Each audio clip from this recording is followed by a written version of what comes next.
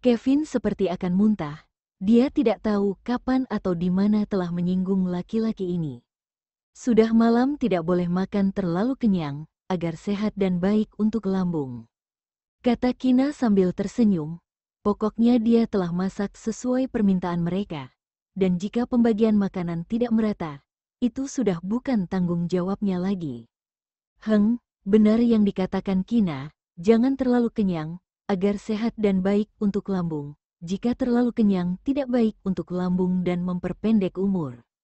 Kevin juga ikut tersenyum, dan berkata setuju.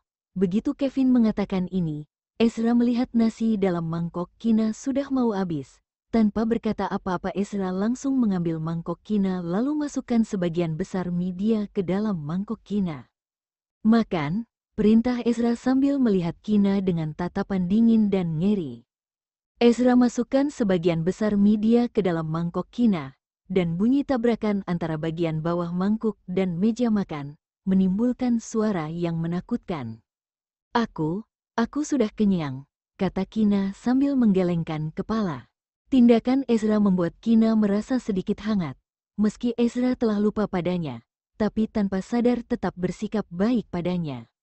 Aku suruh makan ya makan, jangan banyak omong, kata Ezra dengan dingin, tersirat sedikit tidak senang. Hati Kevin yang duduk di samping sangat kacau. Kenapa dirinya seperti pengganggu? Mereka sekeluarga 3 orang dan begitu mesra, ini sedikit keterlaluan. Melihat Ezra tampak seperti marah, Kina tidak berani mengatakan apa-apa lagi, hanya menundukkan kepala dan makan mie tersebut. Clayton memberikan 2 potongan daging dan setengah telur pada Kina, lalu memindahkan mangkoknya ke samping, dan menulis catatan untuk Kina. Mami makan yang banyak, aku suka lihat Mami gendut, lebih cantik. Clayton merasa Mami di guling kecilnya lebih cantik, pipi wajah tampak cabi, pasti sangat empuk saat dipegang. Meski sekarang Mami juga cantik, tapi pipi wajahnya sudah tidak cabi. Selain itu, jika Mami banyak makan, maka penyakitnya akan cepat sembuh. Terima kasih unyu-unyu, Kina menempelkan pipi wajahnya ke wajah Clayton, dalam hati merasa sangat hangat. Clayton masih belum genap 5 tahun, tapi sudah begitu dewasa. Raut wajah Ezra semakin suram, tiba-tiba berkata, aku melihat putranya memberi Kina 2 potongan daging, dan Kina begitu senang, sedangkan dirinya memberi Kina 1 mangkok mie, tapi Kina sebaliknya tidak menampilkan ekspresi apapun. Apa? Kina tercengang sejenak, seketika bingung, tidak paham apa maksud perkataan Ezra soal aku. Tidak ada, jawab Ezra kesal dan tidak berkata apa-apa lagi, lalu lanjut makan mie. Melihat Ezra kembali marah, Kina merasa sedikit aneh, dia sepertinya tidak ada membuat Ezra tersinggung. Lagi pula, jika Ezra punya masalah, kenapa tidak katakan langsung, jika tidak, bagaimana dia bisa tahu? Kevin yang di samping mengerti, Ezra sedang meminta pujian dari Kina, tapi karena porsi mie dia diambil, Kevin menyeringai dalam hati. Siapa suruh ambil makan malamku dan membuatku tidak kenyang? Kina menghabiskan setengah semangkuk mie tersebut di bawah pengawasan Ezra dan merasa sedikit kekenyangan. Kina istirahat sebentar, lalu membereskan alat makan dan berjalan ke dapur. Di sofa, Clayton dengan ramah bersandar di depan papinya, menulis sebuah catatan dan memberikan kepada papi sambil tersenyum sumringah. Papi, aku malam ini boleh tinggal bersama Mami, tidak boleh. Tolak Ezra tanpa pikir. Mendengar itu, senyuman Clayton langsung hilang. Dia melihat Ezra dengan kesal, dan kembali menulis. Kenapa? Besok minta paman supir langsung antar aku ke sekolah dari sini. Pokoknya tidak boleh, jawab Ezra dengan wajah datar. Ezra masih belum memastikan apakah Kina adalah ibu Clayton. Ezra tidak ingin Clayton terlalu dekat dengan Kina. Bagaimana jika Kina bukan ibunya? Clayton pasti akan sangat sedih. Clayton melihat Kina berjalan keluar dari dapur sambil membawa buah-buahan. Dia mendengus tanpa suara ke Ezra lalu berdiri berjalan ke depan Kina. Kenapa? Tanya Kina saat melihat wajah Clayton yang cemberut. Clayton tiba-tiba menggelengkan kepala, Setelah Kina meletakkan buah-buahan di atas meja, Clayton menariknya ke lantai atas. Kina menoleh melihat Ezra dan berkata, "Aku ke lantai atas sebentar dengan Clayton." Kina tidak lupa tujuan utama Ezra hari ini, yakni untuk mengambil sampel DNA dia dan Clayton untuk dites. Setelah keduanya pergi, dalam ruang tamu hanya tersisa dua laki-laki yang saling tidak suka terhadap sesama. Tampak seperti siapa yang bicara duluan maka dia yang kalah. Keduanya tidak ada yang bicara, suasana sepi dan canggung. Di lantai 2, dalam kamar, Clayton mengeluh dengan kesal dan menulis. "Mami, Papi sangat menyebalkan. Aku ingin tinggal denganmu semalam. Tapi Papi tidak setuju. Mami kedepannya jangan suka Papi lagi. Mami juga sangat ingin tinggal denganmu," kata Kina sambil tersenyum. Dia merasa sangat lucu terhadap kalimat terakhir putranya yang menyuruhnya agar jangan suka sama Papi lagi. Clayton menjadi senang namun juga murung mendengar perkataan Kina. Dia menundukkan kepala berpikir sejenak. Dan kembali menulis, "Ayo kita tidur sekarang, dan kunci pintu kamar. Kalau gitu nanti Papi sudah tidak bisa bawa aku pulang." Selesai menulis, Clayton menyadari dirinya semakin lama semakin pintar. "Unyu-unyu, kamu yakin Papi tidak akan mendobrak pintu?" tanya Kina sambil menahan tawa. Berdasarkan pemahaman Kina terhadap laki-laki itu, jika Ezra hanya lupa akan hal dan karakternya tidak berubah, maka pasti akan mendobrak pintu. Clayton menghela nafas dengan putus asa, dan menatap Mami dengan tatapan penuh harap. "Kamu pergi mohon sama Papi, katakan padanya, aku sangat ingin nginap semalam dengan Mami. Papi yang paling ganteng sedunia, aku mohon padamu, boleh ya aku nginap satu malam dengan Mami, Papimu pasti akan setuju," kata Kina sambil tersenyum menggodanya. Clayton tiba-tiba menggelengkan kepala. Jika dia mengatakan seperti itu, Papi pasti akan mengira dirinya telah kerasukan, dan akan memukulnya, memintanya untuk kembali ke penampilan normal. "Mami nanti bicarakan dengan Papi, agar kamu boleh tidur dengan Mami saat akhir pekan nanti, oke?" Kina membawa Clayton ke dalam dekapannya, dan berkata dengan lembut. 4 tahun lalu, Kina masih belum puas memeluk Clayton, dan harus pergi dengan terpaksa. Sekarang ini, begitu ada kesempatan, Kina selalu ingin memeluk Clayton, ingin putranya tahu bahwa betapa dia menyayanginya, betapa dia merindukannya. Clayton langsung setuju begitu mendengar perkataan Kina. Saat akhir pekan dirinya tidak perlu pergi ke sekolah, dan jika tinggal bersama Mami, maka dia bisa pergi ke kebun buah bersama Mami untuk memetik buah. Mami pasti masih belum tahu kalau kebun buah itu miliknya. Clayton ingin memberi kejutan kepada Kina. Kedua ibu anak mengobrol dalam kamar. Saat melihat sudah hampir waktunya, Kina menggandeng Clayton dan turun ke lantai bawah. Pada saat ini, Kevin sudah tidak berada di ruang tamu. Hanya Ezra seorang diri yang duduk di sofa. Mungkin karena tidak ada orang luar di tempat selain mereka, Kina tiba-tiba berubah menjadi was-was saat menghadapi Ezra. "Sudah larut, Clayton besok masih harus sekolah. Ayo bawa dia pulang. Adapun masalah yang kamu bilang," Kina mencabut beberapa helai rambut di depan Ezra, dan memasukkannya ke dalam sebuah plastik transparan, dan diberikan kepada Ezra. Ezra menerima barang yang diberikan padanya, menatapnya selama beberapa detik. Tatapan matanya terlalu dalam dan sulit ditebak, membuat orang tidak bisa lihat dan tebak dengan jelas apa yang sedang dia pikirkan saat ini. "Clayton, ayo pergi." Setelah menarik kembali pandangan, dia menyimpan hasil tes DNA dengan baik, mengulurkan tangan memegang putranya. Kina mengantar mereka ayah dan anak keluar rumah. Satu sosok besar dan satu sosok kecil yang berdiri depan pintu, berlinang air mata, hidung juga mulai berair. Clayton ikut ayahnya berjalan beberapa langkah, kemudian menghentikan langkah kaki dan menoleh untuk melihat Kina.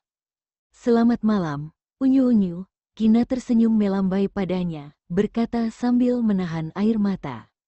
Clayton melepaskan diri dari tangan besar ayahnya, kembali sambil berlari kecil, tergesa-gesa menuliskan satu kalimat lalu diberikan padanya. Mommy, selamat malam, kemudian menarik Kina untuk berjongkok dan mencium pipinya sejenak. Mommy tunggu kedatanganmu pada akhir pekan. Kina juga mencium pipinya sejenak, seolah-olah sedang mengatakan rahasia yang hanya diketahui oleh mereka, berbisik di telinga si kecil. Clayton mengangguk sekuat tenaga, mencium pipinya lagi, kemudian baru dengan enggan berjalan kembali ke samping ayahnya, masuk ke mobil ayah dan pergi. Duduk di jok sebelah pengemudi, Clayton memelototi pria yang sedang mengemudi, kemudian mengeluarkan tablet mengetik, diberikan padanya. Mommy bilang orang yang paling dicintainya adalah aku. Daddy, kamu tidak mengizinkanku tinggal bersama Mommy. Mommy bilang kelak tidak akan menyukaimu lagi. Clayton, jika kamu omong kosong lagi, percaya atau tidak aku akan segera membuangmu. Ezra memperingatkan dengan dingin. Clayton mendengus tanpa bersuara, tidak bicara lagi. Dia mau membina hubungan baik dengan Mommy sebelum Mominya pulang ke rumah, bersama-sama melawan Daddy. Setelah tiba di rumah, Ezra mengambil sampel DNA dari putranya. Kemudian malam itu juga secara pribadi mengirim 2 sampel DNA ke Rumah Sakit Militer Kota C untuk tes DNA. Meminta Rumah Sakit Militer Kota C mengetesnya secepat mungkin. Keesokan paginya, setelah selesai sarapan, Ezra sedang bersiap untuk pergi kerja, langsung menerima telepon dari rumah sakit, katanya hasil tes DNA sudah keluar. Seketika suasana hatinya agak gelisah, tapi di dalam telepon tetap bertanya hasil identifikasinya pada dokter. Akurasi kromosom dia dan putranya mencapai 99,90%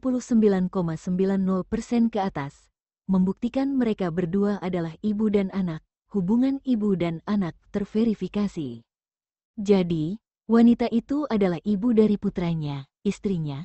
Ketika Ezra mendengar jawabannya, terasa agak sulit menggambarkan perasaan rumit di dalam hati, kemudian segera pergi ke rumah sakit untuk melakukan tes DNA.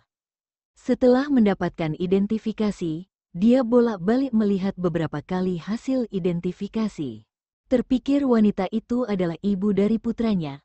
Perlahan suasana hati Ezra mulai melonjak, ada sedikit penantian. Tapi terpikir dia dan pria itu masih tinggal di apartemen yang sama, raut wajahnya tiba-tiba menjadi suram. Karena wanita itu adalah istrinya, maka dia pasti tidak akan mengizinkannya tinggal serumah dengan pria itu. Sambil berpikir, Ezra yang selalu bertindak tegas segera menelepon Elysium, minta izin setengah hari, lalu menyalakan mobil dan melaju ke tempat tinggal Kina. Kina baru selesai sarapan, sedang jalan-jalan di luar rumah. Tiba-tiba melihat mobil hitam yang familiar itu muncul, sedang melaju ke sini, suasana hatinya tiba-tiba menjadi agak tegang. Untuk apa pria itu datang pada saat ini? Di saat dia kebingungan, mobil telah berhenti dengan mantap beberapa langkah darinya. Kemudian, dia melihat pria tinggi dan tampan itu mengenakan seragam militer yang sudah disetrika rapi dan tidak kusut sedikit pun, keluar dari mobil dengan tenang, di tangannya masih memegang sebuah tas dokumen, berjalan ke arahnya. Dalam sekejap dia menebak maksud kedatangannya, menebak yang ada di tangannya pasti hasil tes DNA. Hasil tes DNA antara kamu dan Clayton. Dia memberikan tas dokumen padanya, suara dingin sekali, berbicara tanpa gejolak sedikit pun. Benar saja, Kina mengambilnya, membuka kantong dokumen dengan tenang, mengeluarkan bukti hasil tes DNA, langsung melihat poin pentingnya, melihat hubungan ibu dan anak terverifikasi, beberapa kata, walaupun sebelumnya dia tahu bahwa dia yang melahirkannya, setelah mengambil dan melihatnya lagi, hati menjadi lebih tenang. Akhirnya dia percaya bahwa dirinya adalah Mommy Clayton. Kamu bereskan barang-barangmu, ikut aku pulang, dia memerintahkan lagi dengan suara dingin. Sekarang, tiba-tiba Kina tersadar, bertanya dengan heran. Kenapa memangnya? Kamu adalah istriku, aku masih belum mati. Apakah menurutmu aku bisa mentolerir kamu tinggal di bawah satu atap bersama pria lain? Dia berkata dengan nada bicara yang dingin sekali.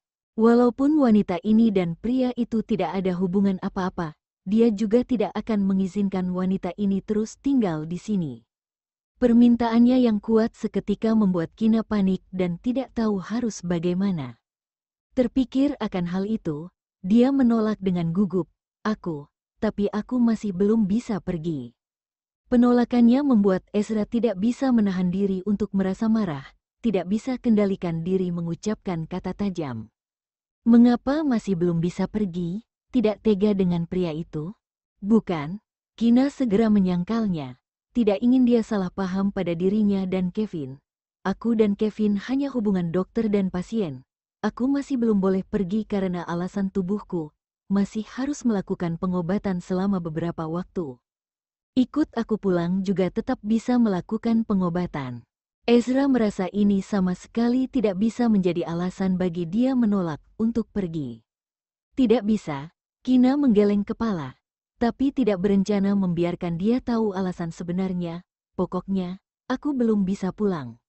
Dirinya tidak ingin dia tahu rahasia itu, seumur hidup ini tidak ingin dia tahu. Aku tanya sekali lagi padamu, apakah kamu tidak mau meninggalkan pria itu? Sebenarnya melakukan pengobatan hanyalah alasan saja. Ezra langsung meraih pergelangan tangannya, berkata dengan marah. Kamu ingat dengan identitasmu. Kamu adalah ibu Clayton, istriku, walaupun kamu tidak perlu mempedulikan perasaan dan posisiku.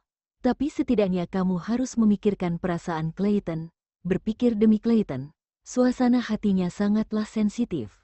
Jika sampai orang lain tahu bahwa muminya, dia dan ayahnya tidak tinggal bersama, melainkan tinggal serumah dengan pria lain, mungkin dia tidak akan menunjukkannya atau mengeluh pada orang lain.